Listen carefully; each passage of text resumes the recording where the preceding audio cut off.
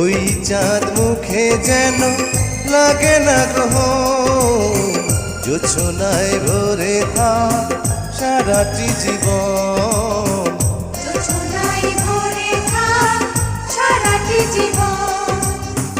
ওই চাঁদ মুখে যেন লাগে না গ্রহ, জোছনায় ভরে থাক সারাটি জীবন।